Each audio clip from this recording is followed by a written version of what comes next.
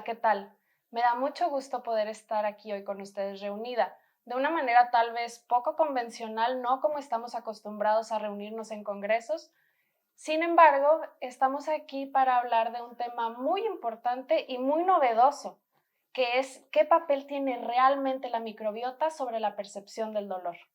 Probablemente no exista alguien del campo de la salud que esté viendo este video a quien de pronto un paciente, un familiar, no le haya preguntado qué opinión le merece el uso de probióticos o de suplementos para su salud. Y probablemente creo que hemos estado nosotros tradicionalmente los médicos educados a automáticamente rechazar cualquier tipo de tratamiento que venga de un origen natural. ¿Por qué ha pasado esto? Pues vaya, esto se presta mucho a placebos, se presta mucho a que no hay evidencia científica que lo respalde. Incluso han habido casos de insuficiencias orgánicas. Entonces, tenemos razón en estar un poco renuentes a esto. Sin embargo, ya ahondados como estamos en la época de la medicina basada en evidencias, vamos a ahondarnos, los invito a ver qué se ha publicado y qué no acerca de la percepción del dolor y la microbiota intestinal.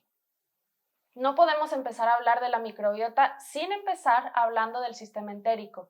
Se popularizó mucho el término el segundo cerebro a partir de que en 2016 sale un bestseller que es publicado por una nutrióloga. Esta nutrióloga puso al alcance de la población en general conceptos que tal vez no eran nuevos, sin embargo fueron, digamos, de una manera mucho más aterrizada. ¿Y qué es básicamente lo que dice este término de segundo cerebro?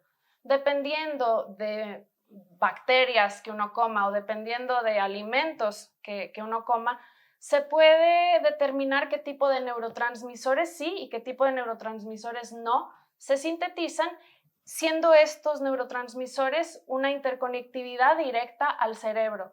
Y este cerebro, si está recibiendo sustancias proinflamatorias, va a desarrollar estrés, va a desarrollar ansiedad y aunque la persona no haya comido nada nocivo realmente, si está sometido a estrés, si está sometido a ansiedad, entonces esto va a generar inflamación también en el cuerpo. Esto es lo que dijo este bestseller y digo, no es un concepto realmente tan nuevo, sin embargo es un concepto que ahora no solo los médicos, no solo los gastroenterólogos tenían al alcance. Los trastornos funcionales digestivos afectan al 15% de la población mundial. No sé ustedes qué opinen, yo creo que esta cifra es escandalosa. Tan solo en Estados Unidos cada año se gastan 15 billones de dólares para tratarlos. La sensibilización central es un concepto que creemos que los especialistas en dolor manejamos y somos los expertos en cuanto a esto. Sin embargo, otros especialistas podrían argumentar que fueron ellos realmente los que lo describieron antes que nosotros, los gastroenterólogos. Los gastroenterólogos, cuando han empezado a ahondar mucho más en este tema del síndrome de colon irritable, están hablando exactamente de lo mismo que nosotros estamos hablando al hablar de fibromialgia. Y no es raro entonces que estas dos patologías a menudo coexistan. Ahora, ¿qué factores influyen sobre la percepción del dolor visceral? La microbiota, dependiendo de si estamos hablando de bacterias buenas o malas, pueden determinar si se siente más o menos dolor visceral.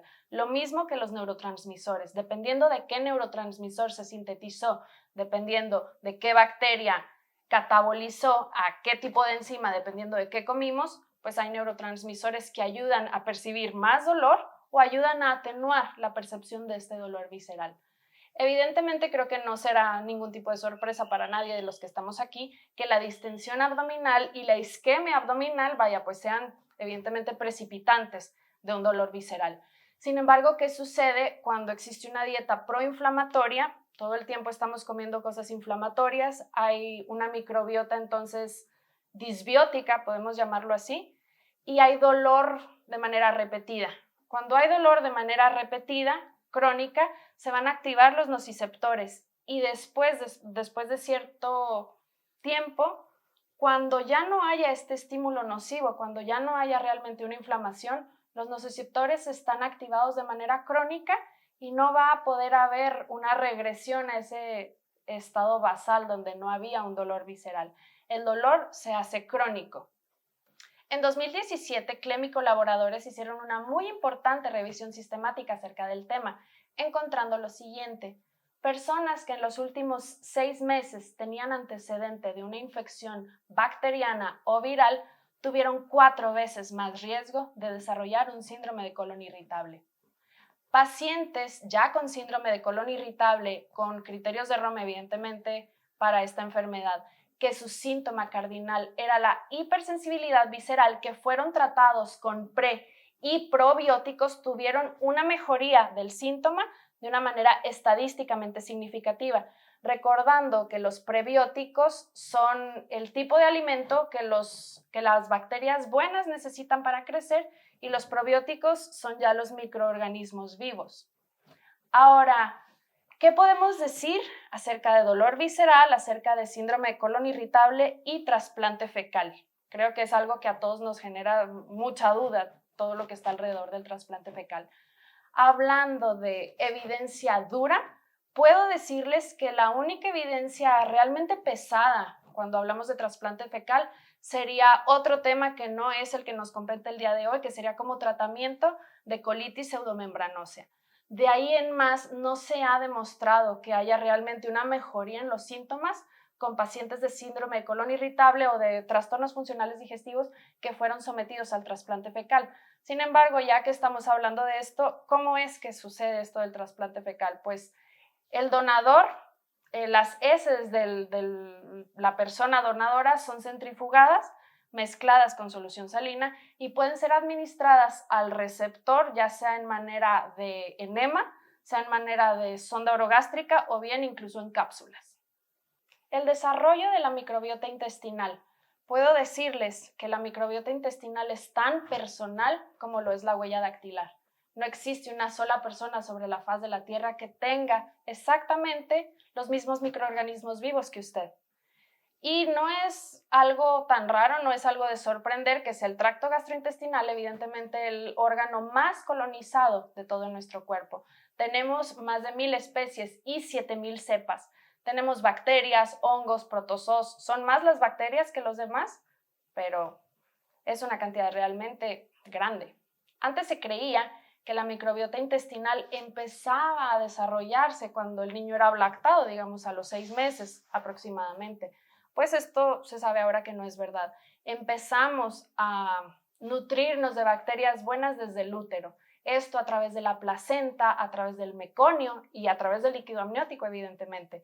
Claro, a la hora de nacer, toda esta microbiota se amplía de una manera muy importante con la lactancia materna, teniendo diferencias si el bebé ha sido lactado de una manera con lactancia materna exclusiva o con fórmula.